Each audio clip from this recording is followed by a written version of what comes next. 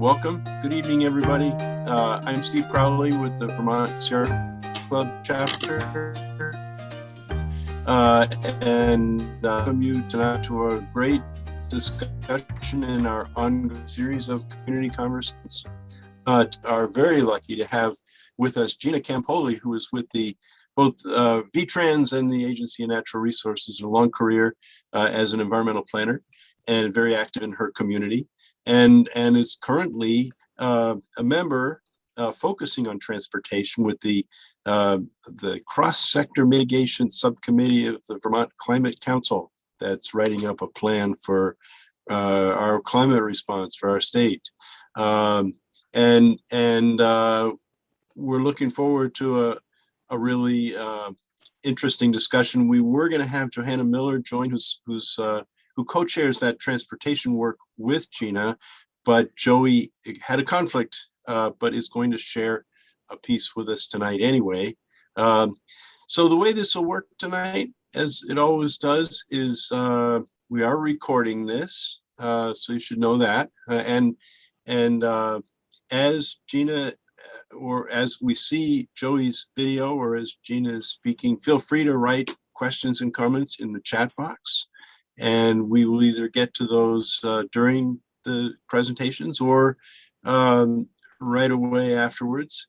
We look forward to about first half presentation, second half open discussion and questions, and we look forward to a very vibrant, robust discussion. So I am going to pass it right off to Robb Kidd, our Vermont chapter staff person, who's got something to share from Joey Miller. Robb. Yes, thank you very much, Steve.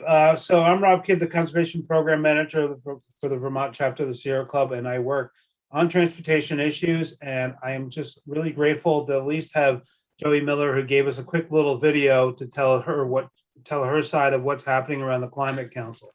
So pay attention to this video, and then we'll have Gina right afterwards. So I'm going to start her video, and we can move on with that.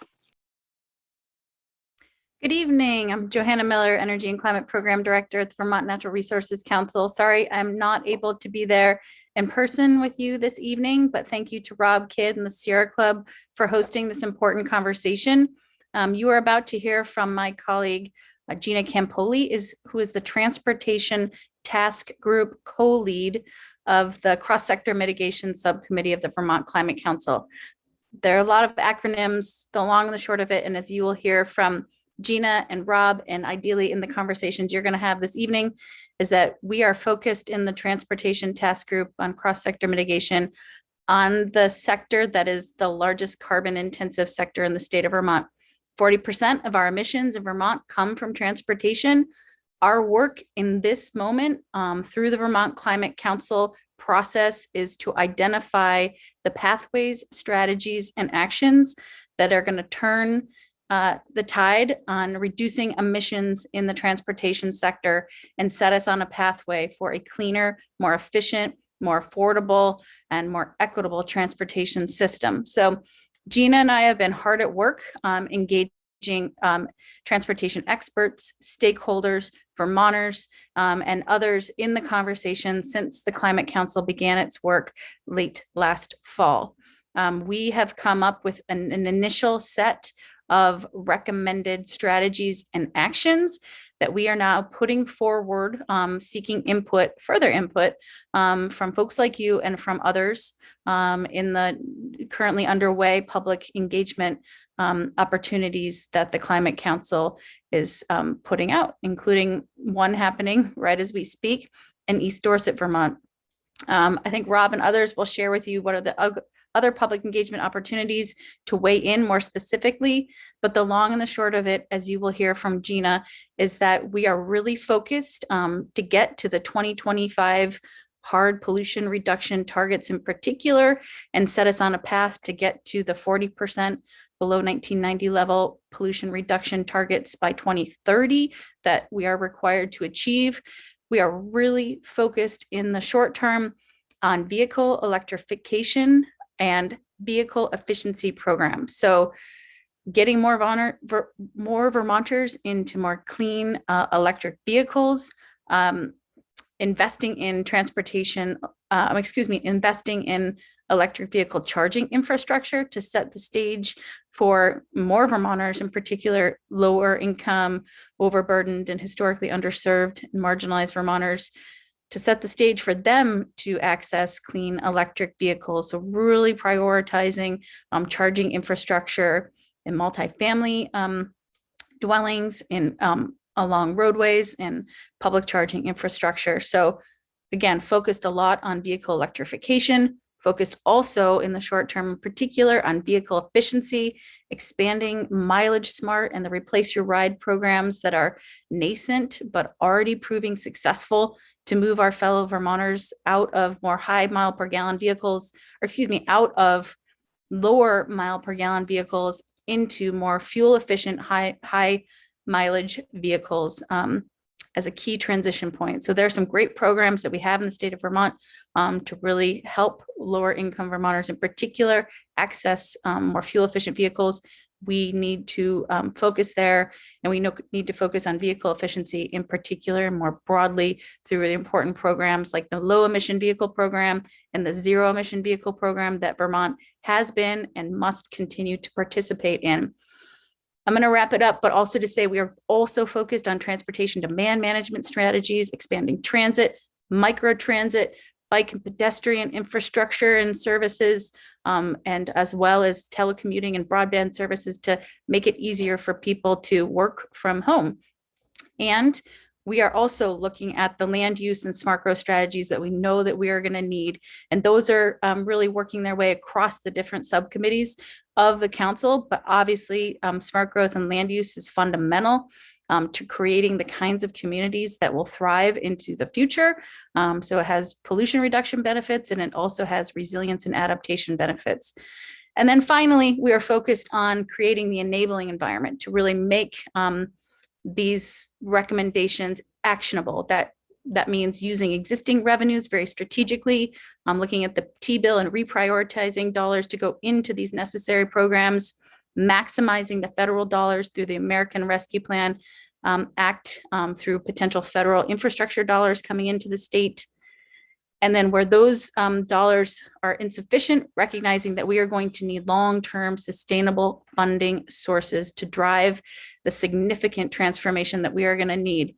And that means we are recommending joining the Transportation and Climate Initiative, the TCI program, which 3 states in Washington, D.C., including neighboring Massachusetts, have already joined onto. We are recommending that as a imperfect and insufficient program, but still an important step forward when it comes to reducing emissions in the transportation sector and generating about $20 million annually to drive the transportation transformation.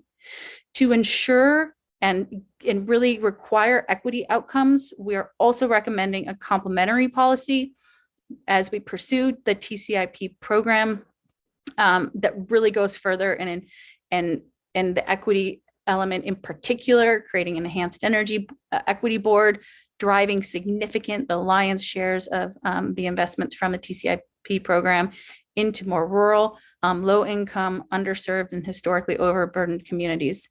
So the TCIP program is one of those recommendations. Gina's going to tell you about some of the other enabling and capacity building recommendations that we are pursuing, but we can't pursue this without your help. So we encourage you to stay engaged and stay in touch. And I'm so thankful for the work that you all are doing, the work that Sierra Club is doing, and I look forward to further conversations. Okay, very much. So I really appreciate Joey Miller. For those who didn't know it, Joey Miller had to attend a retirement party for Paul Costello, the Vermont Council of Rural Development. Joey's worked closely with him. So I would love to go into that because Paul has done a lot of great work in Vermont, transitioning Vermont to a sustainable society. So from that, I'm going to just let Gina Compoli take over and fill in some of the blanks and have the conversation of where we need. Rob, I would argue that what we're doing here is just as important as that gathering. And I'm so thankful for you for hosting this and having your membership here to talk about these important issues, because the clock is ticking and we are rapidly approaching our deadlines to get our recommendations finalized. And so we really need to hear from you all. And I really encourage you. Steve and I were at the workshop last night at Elmore, and there are several more coming up. And I really encourage you all to go to those because they're important, and we are going to listen to what the public has to say. So Joey kind of gave you a fire hose of information, and I'm going to try to sort of break it down how we got to the actions that we're going to have before us, and I'll describe in a minute. So when this all started, we were told to go look at pathways. And if you're familiar at all with EAN's work to measure the emissions of various pathways, if you will, we took those numbers, and those are kind of our big picture approach to the actual recommendations. And those include all the familiar stuff: vehicle electrification, increased overall efficiency of the vehicles that are out on the road. So getting people into high mile per gallon cars, ultimately getting them all into EVs, but in the interim, getting them into high mile per gallon cars. Reduction of single occupancy trips, or VMT reduction, if you will, which includes expanding transit, micro transit, walking and biking, so that we can live, we have options besides cars to get around. And then finally, the enabling part of that, which is land use and smart growth. And we can only have those transportation options if we grow at a density that is suitable to these alternatives, as well as have a mix of uses. So it's what we're talking about, smart growth in a nutshell. So after taking those pathways, then we worked with Robb and many others to come up with a strategies list. And this is like throwing all the spaghetti against the wall. This is all the stuff the state's been talking about for years now in terms of how you might reduce emissions from transportation. You know, and it's things like EV purchase incentives, deployment of public charging, addressing charging for renters and others who don't have garages, creating owner navigator service. So when you go to buy an EV and maintain an EV, there's some place you can go to get information. I, for one, know I'm trying to buy an EV right now, and the guy who's trying to sell it to me doesn't know a thing about the car. So we need, right now we have Drive Electric Vermont, but we need more hand holding to get people into EVs. Working collaboratively with car dealers and others regarding EV supply chain, getting EVs into the state. And, you know, transportation is one of these things that the state of Vermont cannot deal with this on its own. The cars are made somewhere else. The fuels, many of the low carbon fuels, are made somewhere else. The transportation networks cross state borders. We have lots of cars and trucks that are on our roadways that never even stop here because we're a small state. So Vermont's got to think regionally, and there are many federal programs and policies that are critical to Vermont moving forward on this stuff. And I'll talk a little bit more about those in a second. And then mid and heavy duty electrification, you know, truck technologies got to change, and that's been a slower process than with the light duty with passenger vehicles. So our strategies around heavy duty, we're not going to ignore it, but they're going to be different. And then, as I said, these are all just part of that giant strategies list, and I can share some PowerPoints with you guys that'll detail them out. I'm doing like a quick version of it. Getting higher miles per gallon vehicles in the hands of Vermonters. And this is really important as we transition. Right now, electric vehicles are very expensive. There's not a big used car market for electric vehicles. And we have programs like Mileage Smart and Replace Your Ride for low income families that are showing some success. So we want to continue on that path. We need to figure out how we are going to increase and expand programs like Mileage Smart, programs like the state's incentive programs, like the state's efforts around public charging. We're doing it now. Is it sufficient? to get to the numbers that we need to get to the emissions goals. We have consultants who are helping us now figure that out. But ultimately, the legislature is going to have to grow those programs or change those programs to meet the emissions goals, as well as the very important equity requirements that are in the Act. So growing the programs, making sure that they'll get us the emissions reductions, but also will benefit what I like to say is the underserved and people who need assistance. Then there's increasing the use of lower carbon fuels. This is something, we're talking about a low carbon fuel standard, but that would be a few years out. This is to get renewable fuels, particularly in the heavy duty sector, where electrification for large vehicles is not technologically ripe right now. So switching to sustainably produced biofuels is an option that's on the table. And I'll talk a little bit more about it in a second. And then in the transportation choices arena, this is where we're getting into VTrans's program and how transportation monies are spent. We want to see a continued, Vermont is doing very well right now in flexing federal dollars into transit and passenger rail and other programs, but that's really got to increase. And we're really interested in what's going to happen with the infrastructure bill, the transportation bill, to see what some options might be for VTrans to grow those programs, also in partnership with regional planning commissions and the municipalities, because some of these decisions, particularly around transit, a lot of it happens at the local level, and whether the communities want to participate in these programs.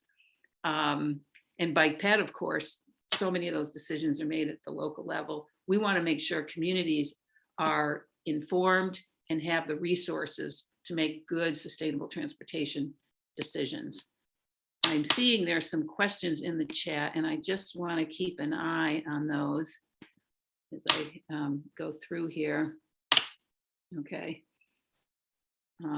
Maybe I'll continue through the strategies and then touch on the actions, because that's really where the rubber hits the road, and where we're really going to need your help in the weeks ahead and during the legislative session. So besides expanding non-SOV single occupancy vehicle choices, we also need to have a land use component to this plan. That's also separate in the Act. So land use has to be in the Act. And the resilience group, there's a subcommittee looking at resilience. They're very keen on looking at smart growth. So we have to work across our silos, the cross-sector mitigation team, the resilience group, even the forestry group is interested in smart growth because it lends itself to conserving land outside of village centers. So the first thing, our big thing is making sure the federal monies that are coming down the pike for infrastructure go to downtowns and village centers first. So water supply, wastewater money would be spent on our smart growth locations. That's probably our biggest area of interest in smart growth, but we're going to be looking at what resilience comes up with and coordinate as far as expanding other planning programs around increasing densities and promoting mixed use. So then we have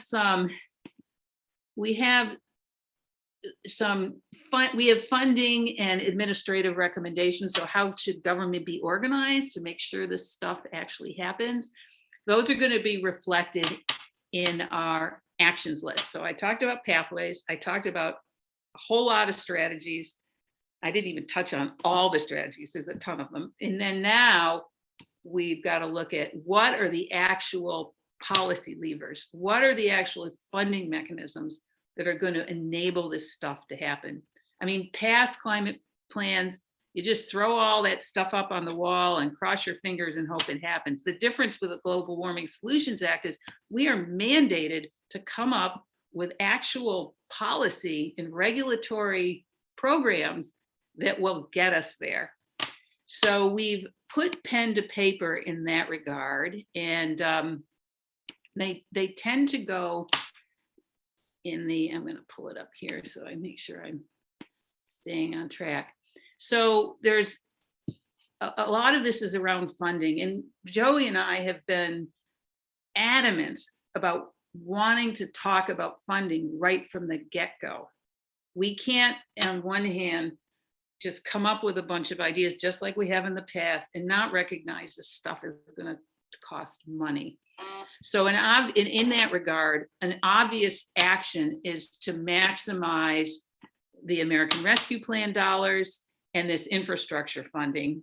Cross your fingers, we're going to get it. And that's going to go towards vehicle electrification, vehicle efficiency, charging, EV charging, obviously, and with a prioritization around low-income, rural, underserved, and overburdened Vermonters. So making sure we've really dialed in on that federal dollars and we're getting the best bang for the buck from those dollars. Secondly, around those dollars for that, which is wastewater, water supply, targeting downtowns and village centers, as I just said. And then over time, as we learn more about what our needs are going to be once we've done the number crunching, what are the long-term needs around short, midterm, and long-term needs around programs like incentive programs, like charging, public charging,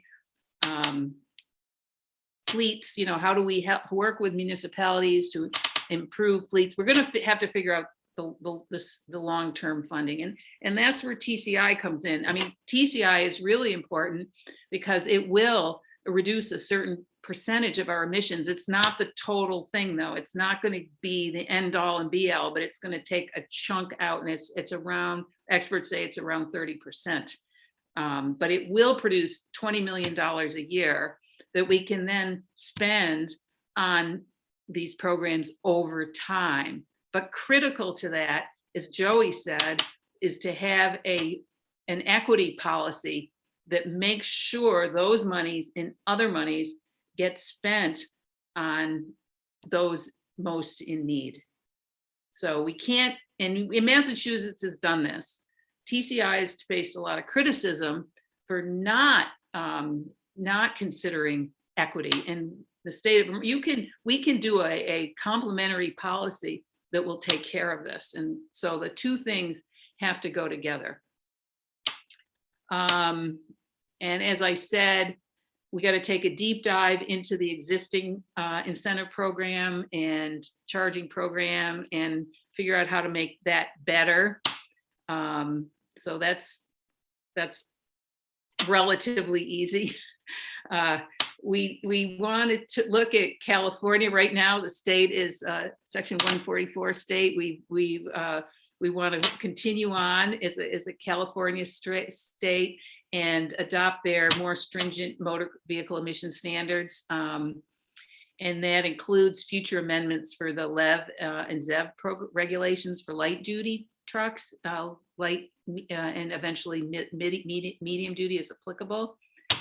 And then we want to adopt California emission standards, advanced clean trucks, and low NOx regulations and future amendments to promote and accelerate large-scale production of zero-emission trucks. So this will help jumpstart the truck technology in multiple states as well as Vermont. And these California regulations, like TCI, are an example of what I was talking about before, where we have to hold hands with other states to get the manufacturers to do what we want them to do, which is to build the cars and deliver them to our states. This is really important. Vermont cannot do this on its own. So continuing in the California program, California, is talking about making the manufacture of fossil fuel vehicles, eliminating the manufacture of new fossil fuel vehicles in a date certain, and we want to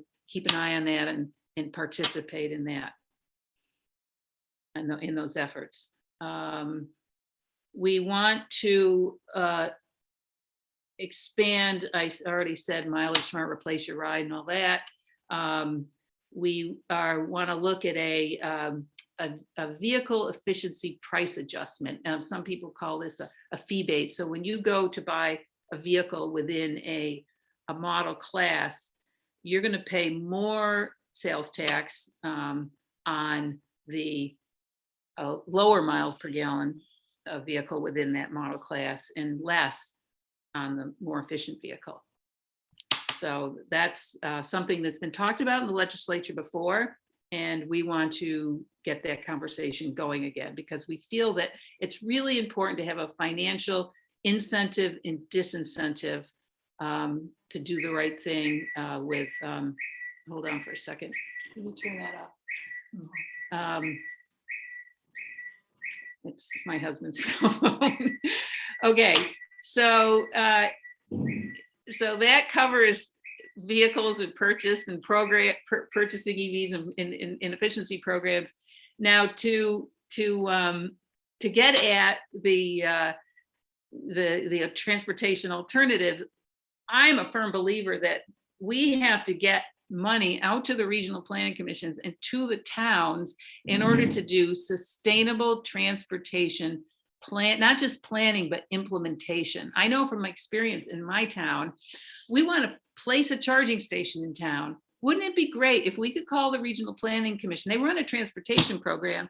Can they come out and help us figure out where the best place is to put that charging station, for example? We want to put sidewalks. This is a small rural community. We want to put sidewalks in our town. We want to make our village safer for bikers and walkers. And we need help. You know, we can go get the money from VTrans once we've done a bunch of planning that's very technical and expensive and time consuming. Small towns need to be empowered to do sustainable transportation planning. And so that's what we're talking about in our list of policies. We've got to work right now. VTrans runs this, they put a considerable amount of money in a transportation program for towns, but it's just about fixing roads and bridges, which is really important. Towns need just as much help figuring out how to create sustainable transportation. And then finally, on the administrative side, we believe that state government needs to be better integrated, and we need a climate director at the executive branch that leads a robust interagency entity charged with collecting and analyzing data, planning and overseeing a program implementation in order to assist the Climate Council over time, because the Climate Council just doesn't end with this plan, it continues over time. And state government needs to be better resourced and integrated in order to assist the council. And then I mentioned a low carbon fuel standard. We don't believe that's going to be ready for next year. New York's been wrestling with this for nearly a decade, but we want it to be investigated for Vermont and what the pros and cons of a low carbon fuel standard would be for transportation. It's also being discussed in the heating sector, but this would be for transportation fuels, and that's going to take a few years. So let's see what we've got here for some questions. Wolfgang. Yes, so Wolfgang Schneider says EV purchase incentives are fine. Why not also gas guzzler disincentive, such as having new car purchases pay for the lifetime emission costs of the CO2? Well, I think that might have been put in prior to my mentioning that we want to look at this, at least for new cars, this sales tax adjuster. So if you're going to buy inefficient for whatever 150, you're going to pay a lot more on sales tax than if you buy the electric version. You're going to get an incentive and you're not going to have to pay sales tax. So we want this equalizer in a fee-based program. And Rob's got the Drive Electric Vermont website, which is fantastic. Last year's T-bill included a considerable amount of increase in what the state pays to have Drive Electric Vermont produce all this valuable public information. And you're going to be hearing more about that in the weeks ahead. We're hoping that it will be like a navigator service as we described earlier, but if not, what other resources are needed to get that going? Yeah, pickup truck. We're very excited, and Rob has mentioned this in some meetings. This Lightning, the Ford 150, is going to be. I think it's going to be a game changer for Vermont, as long as we can get them here. And for new car purchases, it's going to be great. I think the mileage is not super great, but it will work for a lot of people. I mean, one of the arguments that people always make about buying an EV is they feel they need four-wheel drive, they need all-wheel drive. There are more and more models coming out in all-wheel drive. They're pretty expensive right now, but we're hoping that the price will come down in the years ahead, and the used car market will evolve. I mean, it's tough because it's so hard to get the cars here, and there's so many unknowns when you purchase them. To accelerate to the point we have to is a very daunting. It's going to be a very daunting assignment. That's why we're going to have to spend some money on incentive programming and charging stations. So Gina, I just want to hold off. Let me take a breath now and hear. Take a breath. I went over. I went way over. I didn't look at my watch. Oh, no, it's fine. It's all great information, Gina. You're actually one of the people who understand the deep history behind everything, because your former work with the Agency of Transportation. I saw Justin Johnson on the call here. He's got as much history as I do. Yeah. But I want to first acknowledge that your work at the Agency of Transportation, with the study that the agency produced, saying that we shouldn't put any extra fees on electric vehicles until we reach 15% of the market share, has been quoted over and over again by Sierra Club National in our materials that people are advocating across the country. When people say Vermont doesn't have an impact across the country, that's wrong, because what we do is used all across the country. And it's used to say why it works, like it makes sense. And so I want to thank you for that comment and that pushing that study that basically said that, even though now the current Agency of Transportation is trying to maybe put some fees on electric vehicles. But fortunately, that fee has to be established by our legislature. And that's what I want to talk about here quickly is, like, a lot of these ideas that are being proposed to the Climate Council are things that our legislature has already tackled and dealt with. Like Representative John Bartholomew is on this call. He's on the Transportation Committee now, and his colleagues have been pushing the envelope with transportation issues because it is a climate issue. 10 years ago, I worked on I intern at the State House Legislative Council for Transportation Committee, and never once did the word climate come up in that conversation. But now it's actually a primary focus. So what I'm trying to say to everybody here is pay attention to all the ideas that Gina just brought out, because it's going to go back in circle with the legislative process. People are going to start talking about it. How are we going to implement the vehicle price adjustment fee? How are we going to implement more money towards incentives? How are we going to make sure the smart growth policies are implemented? So all you are going to have to pay attention to these things to make sure we move forward. So I want to make sure everybody realizes that it's not a done deal.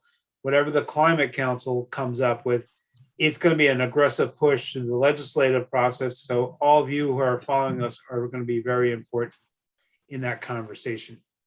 So, so for that point, I'm going to quiet down because I want more questions. And Steve Crowley is normally our facilitator in questions, and he does a really good job. So I'm going to pass it off to him. But anybody has any questions, post it in there, or Steve, go ahead and take it away. Yeah, okay, thanks. Thanks, Gina. That was really terrific. A great overview. There are so many different options, and I guess that's what it takes when you have you're talking about 40% of our emissions. You need a lot of different approaches. I first wonder, there are a number of people who have put questions in the chat, and Gina has really addressed a lot of them, I think. But I just want to check to see if there are any of you, Wolfger, is it, and George, or John, anybody who has put things in chat that have not been covered the way you'd hope they would. You want to add to your questions? Go right ahead. You can unmute yourself, but go right ahead. Good questions. I noticed John's point is that anything to raise a tax or fee would face a veto, which has been proven. Wolf, is it Wolf or Wolfger? It's Wolfger. Wolfger, thank you. Yes, this was actually submitted to the EAN as a proposal, but wasn't accepted. And if one charges the lifetime emission costs of CO2 beyond, let's say, 100 miles per gallon, the difference between that and a new car, considering 40,000 new vehicles are sold in this state every year, and you can estimate probably over $100 million in revenue. So that's more than $20 million. I think I'm glad that Senator Perchik is looking at this, and I hope it gets a little more energy behind it. I understand a tax would be unpopular, but this is a fee. This is a fee based upon a particular purchase. Thank you. That's a great point. I wonder if on top of that, yeah, go ahead, Gina. The challenge is, transportation is so essential to everyone's lives, and it's critical. It's unlike other areas. You can't get to work, you can't buy food, you can't go to school unless you, in most instances, unless you have a vehicle. And those who don't have vehicles face huge challenges in the state. So we need to make sure that when we come up with these systems of incentivizing and disincentivizing, we're taking care of those that are the most vulnerable. Yes, that's the challenge. So making things them work, but also being income sensitive, if you will, to the extent that's possible, and still achieve the emissions reductions and the producing the money that you need. So it's an incredibly difficult balancing act. I mean, this would only apply to new purchases. Okay. Yeah. Usually richer people buy new cars, poorer people buy used cars. It does not apply to used cars. Right. Yeah. Yeah. So I want to know, I threw it in the chat, Senator Perchik from Washington County has proposed that idea. He calls it the Vehicle Efficiency Price Adjustment Program that would put a premium on low mileage producing vehicles, and then use the proceeds to incentivize high mileage vehicles or no emission vehicles. So, but it's like as Representative Bartholomew threw in the chat, it's a major lift for us to pass any legislation or pass any policy. So it's something that we all have to make sure that we convince the governor into how much we prioritize this issue. And I would just throw on to what Rob just said, that this current process of providing input to the Climate Council as they are seeking this right now will help lay the groundwork for what the governor can expect to see as well. So I would encourage that among people. Well, let's see. Bob McCarron has put, Bob, do you want to voice your question? Yes, I do. Thank you. I'm just proposing that an additional effort should be made to address the reality that we're not going to go electric for decades. I think there's an article out of the Washington Post that outlines it quite well. I'd be happy to send to anyone. And with that in mind, we're going to be living with a fossil fuel driven motor vehicle fleet for years. And I think therefore, it's very important to address the speeding on the highway. 55 or the state limit of 50 would be an ideal speed. Above that, the efficiency of motor vehicles with internal combustion engines deteriorates rapidly. Comparing 65 with 70% is, 70 miles per hour is 8%, more inefficient than 65. And it goes up rapidly to a 15% increase in inefficiency at 75 and a 20% at 80. Anyone driving the interstate knows that if you're doing 65, you're getting passed rapidly by 90% plus of the vehicles on the road with you. And at 19 pounds of CO2 per gallon of gas burned, addressing that is going to cost almost nothing. It's going to save money for Vermonters who are going to reduce their speeds and not only reduce CO2, but any other greenhouse gases and other pollutants. And I just think if we need to do everything possible to stave off as much of climate change as possible, I don't think we can overlook the impact of speeding. That's it. Well, the fact of the matter is that is on our strategies list, and I didn't mention it in the long list. We were particularly focused in on commercial trucks in the interstate because an argument can be made that they could be saving money, their business could be saving money, as opposed to someone just trying to drive to the hospital or wherever the heck they're trying to drive. So it might be more acceptable. We did look into the feasibility of changing the interstate. Since the federal government manages the interstate, there's certain requirements that the state has to follow. But apparently it is possible for us to reduce truck speeds down to 55, I think it was. So that's something it's on our list. We've not raised it yet. It doesn't mean it won't get raised. On your first comment about how electrification is going to take a long time, we're very aware of that. And the consultants are factoring in, the longevity of the cars that are on the highways today in the used car market. And those cars just aren't going to disappear. Although the replace your ride scenario includes disposing of cars. So you trade in your high mileage, your low mileage per gallon car for a more efficient car, and then that car is scrapped so that it doesn't go back on the road and continue to pollute. That's an aspect of the current replace your ride proposal.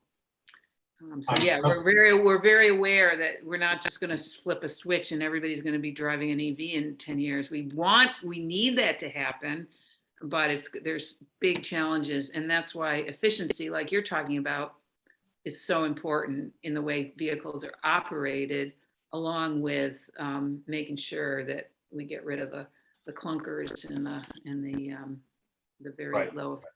If I could add one other point, I mean, even though we are, for the time being at least, stuck at 65 as a speed limit, the savings I was referring to are assuming 65 is the limit that's enforced. You're still going to achieve significant reductions if you keep everybody at 65 instead of 90+% of the drivers going many far in excess, 5, 10, 15 miles an hour faster.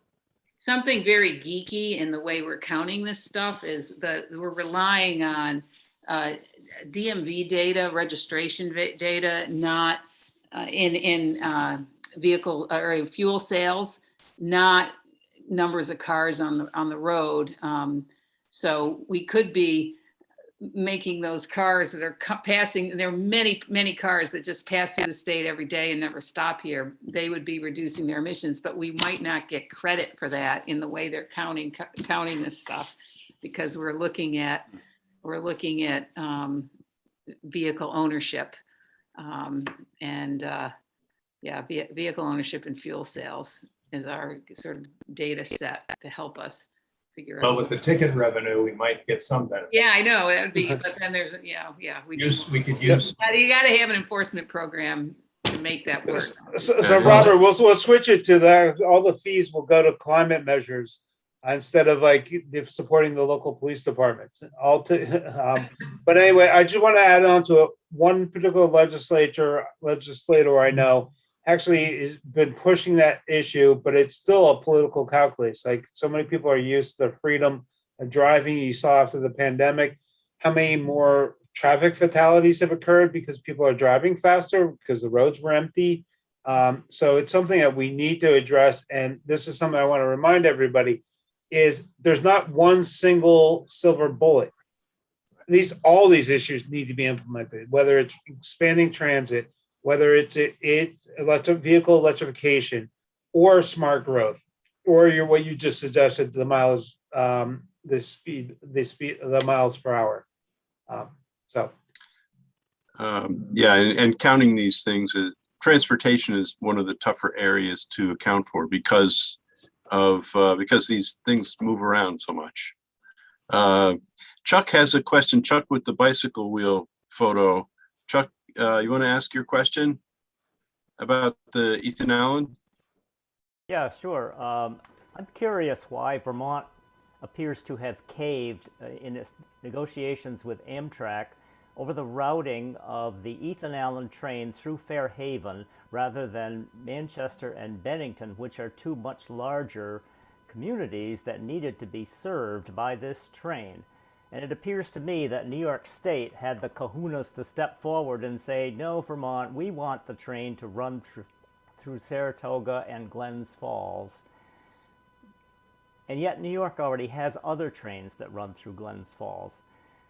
I'm just curious why I think it was VTrans that caved in to Amtrak, and the Ethan Allen, which will then run on to Burlington, will not be serving Bennington and Manchester. To me, this is an example of political will. If we had the will to stand up in this negotiation, which we should have, then we could have two of our important communities served by public transit. One thing you need to keep in mind with rail is the requirements to bring the tracks up to modern conditions. You're talking about an incredibly large investment, mostly of federal dollars, and the state's been very good at, for example, Middlebury.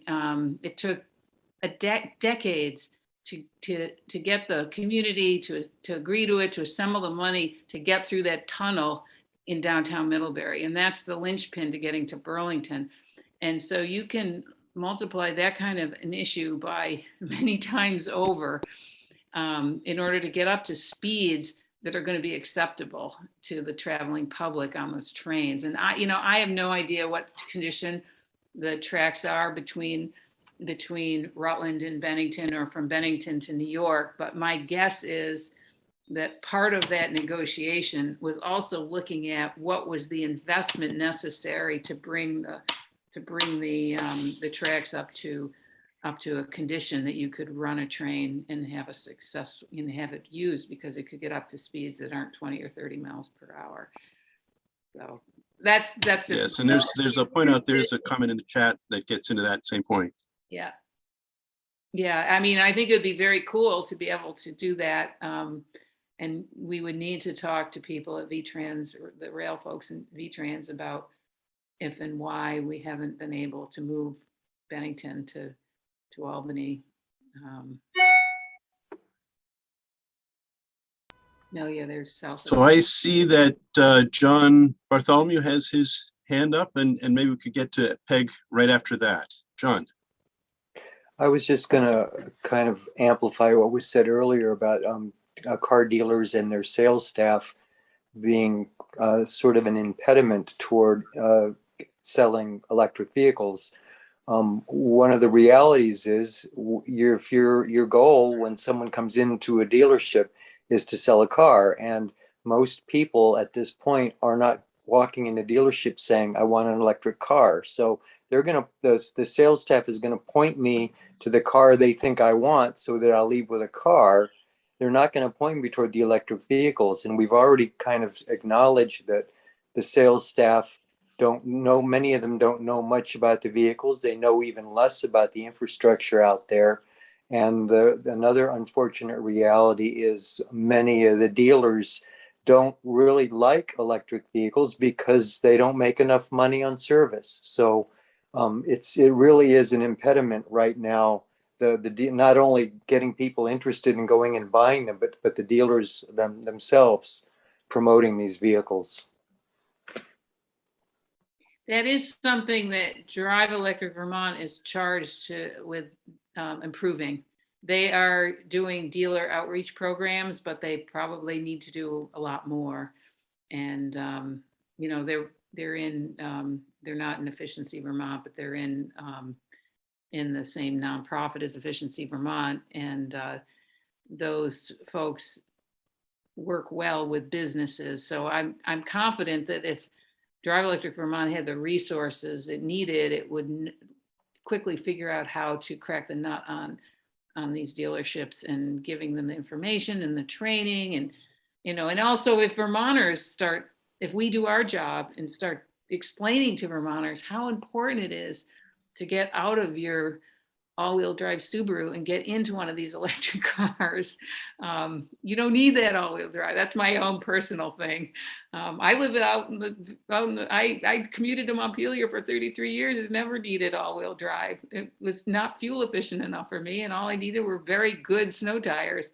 And so we need to change the hearts and minds of Vermonters about these cars at the same time. So they'll go into the dealerships and do exactly what you said and say, hey, dude, I want an electric car. Show me your electric car. Stop showing me these trucks. I want an electric car.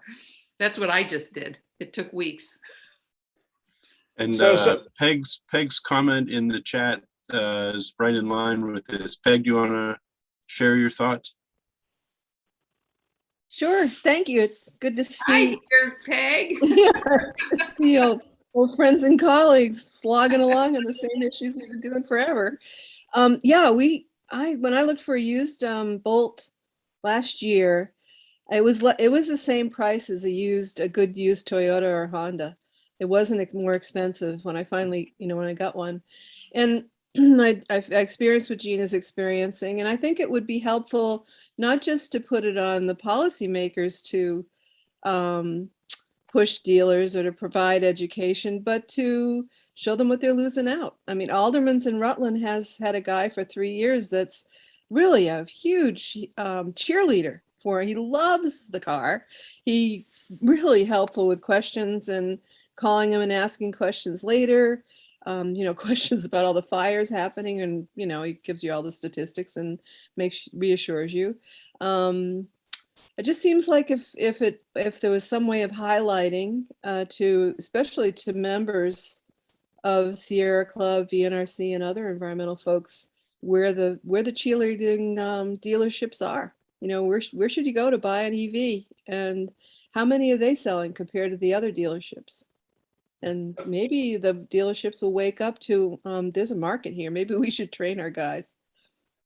You have talked about setting up an award for the Dealer of the Year. Rob? Yeah, so I just want to add into the Sierra Club has done a program nationally for the every 2 years called the Rev It Up, where they've done a mystery shopper program where they've sent volunteers to the different dealerships to see how they responded. And it's amazing some of the responses they got. Like, people would show up and they want to test drive an electric vehicle, and the dealer were like, oh, it's not charged. Or they'd give some excuse that you don't want that. You want this one. It's a better gas mileage over here. And that's some of the program why we did that. So I'm actually going to put the last report in here. I couldn't get the breakdown for Vermont numbers, but it was the same experience of the people I had volunteering to do that in Vermont. And I think some of the programs that VEIC is doing and Efficiency Vermont to the Act 156 program of dealer incentives and dealer education is going to be very helpful doing that. And maybe we'll have to do that. Like Peg, is we'll come up with an award, like, you know, what dealer is actually really going above and beyond. So I like that idea. Representative Burke, I see you have your hand up. Oh, you're on mute. I wanted to say that Marilyn Miller of the Dealers Association is very pro electric vehicle. And she's, you know, talking them up. And one version of the T-bill a couple of years ago had some dealer incentives in it. And we wound up taking it out because we didn't really have enough money that year. But I think it's also something to consider. Sales incentives. Yeah, I remember that. That's a good idea. Well, we're getting close to the end of our hour. I have another question that actually isn't about electric vehicles exactly. It's more about that other aspect of getting people out of cars. And it is, I wonder, you know, I've been hearing for decades really of how essential it's going to be to rethink communities and develop dense downtowns and get people to a place where they can walk. And it's tough to do. I wonder if you know, Gina, are there studies that people really looked at what kind of incremental benefits you can get by incremental changes in community design? Like, how deep do you have to go in your changes before you see benefits? There's been a lot of work nationally in urban areas on this, and it's very hard to translate that to Vermont scale communities.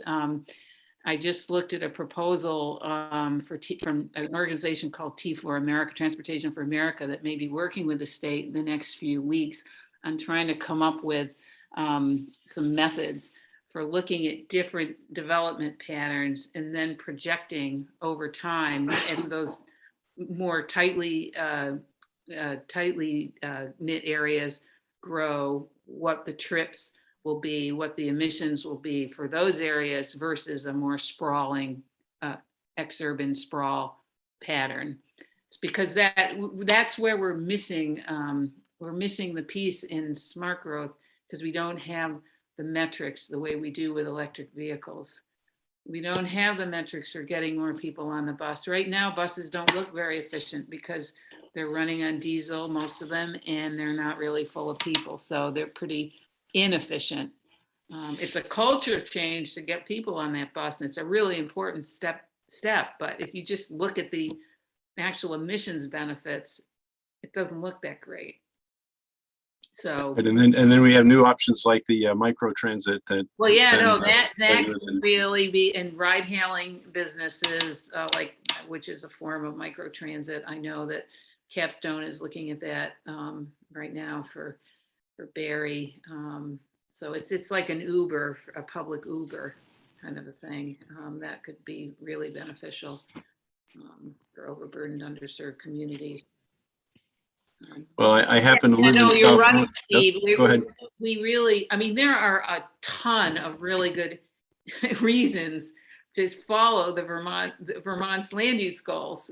Peg and I can talk about this for hours. You know, the health benefits, the quality of life, the ability to walk and bike, the benefits to the environment outside of those areas, because you're concentrating your development in a village setting will protect the outside the village area. That's where you want to grow, and that's, you know, where your community should be. But also it's critical in order to switch to get out of your car. In order to live a life without a car, you've got to live in these more densely populated areas, and they don't need to be horrible places. They can be well designed. My sister Gina Compoli has written books about this, about how you can design dense places, dense neighborhoods, and still have a lot of beauty and a lot of quality of life in your neighborhood with the right design implementation. So yeah, no, we're in the bill, the law requires that smart growth be part of the recommendation. So it will be there. As far as tangible levers right now, our group is talking about making sure the money that's coming down the line, the infrastructure money and the ARPA money goes to those areas and not outside of town. And as you said before, it's one of those sets of decisions that where a lot of the deciding happens at the local level. Oh, absolutely. Yes, yes. And the local entities need to be empowered with information and money to develop sustainable transportation. Right now, towns and regions have to do planning around electricity generation, but those are again like a bunch of strategies that aren't really implementation measures. It's just it's a lot of wishful thinking. Excuse me if people worked hard on that, but you got to, you have these ideas and you put them in a plan and it sits on a shelf and then you update the plan in 5 or 10 years. We're talking about how do you go about creating a sustainable transportation in a community. As you say, it's where the rubber meets the road, right? Yes, I guess. It's amazing how many transportation metaphors there are. Oh, there's so many. We love our cars, don't we? They're so convenient. Well, I think we are at the end of our hour, and I want to thank you very much, Gina and Robb, for filling us in, and for all of you who've joined us. There's a great wealth of knowledge about this assembled here on our call. So thanks everybody for joining us, and we'll look forward to you. Robb, do you have something about next week, or do you want me to? Yep. Oh, there we go. There we go. So I'm going to talk about next week and a couple other little things first, but Steve, I'll let you fill in a little bit more details. So next Wednesday, we have a double header. We have a thing about mega dam and hydropower. It's actually being produced by our main Sierra Club, but all the Sierra Clubs in the region are sponsoring it. So that's going to be a discussion that's happening throughout the region. That's at 6:30. Then Steve will talk about this other one at 8 p.m. It's related to the Climate Council, but also just around transportation issues. For those of you in the South Burlington area, the Sierra Club is sponsoring the National Drive Electric Week event called the Sun Carnival with Sun Common and Drive Electric Vermont. We have about 35 cars registered to be shown at that event. It's at the old Hannaford's next to Lowe's, and a nice, wonderful parking lot. And we'll have some live music. Dave Keller, for those who know music in Vermont, is going to be performing at it. And then the following week, we're going to do a little Montpelier Drive Electric Week State House meetup and timed around the farmers market. So Steve, just fill in what the conversation is on the 29th at 8 p.m. and then we can close it. Yeah. Well, just very quickly, Vermont in certain ways, in all the ways that we do this accounting for our greenhouse gas emissions, we're following international protocols, and that's good enough. That's good for the IPCC, which wants to figure out global numbers on these things. But when we try to figure out what's right for our state, what we're responsible for, when we do things like count our biomass electricity emissions as zero by default, or hydro emissions as zero by default, or we skip things like methane emissions completely from our natural gas delivery system and extraction, then we are really missing some important points. So there's a team of us who've been working on this with the Climate Council, and we'll be bringing things forward to the legislature. And so we will get a chance to talk about that and answer your questions next Wednesday night. So please join us and pass it along. And all those events and I think that may be it, Rob. Yeah, all those events are listed on the Sierra Club website. So you go to the Sierra Club website and they're all there for you to register the link on our events calendar. Well, thanks to everybody. Thanks for joining us tonight. Thank you, Gina. Nice to see Hope everybody. to see folks in person soon. Yeah. Thank you. Bye-bye. Bye now.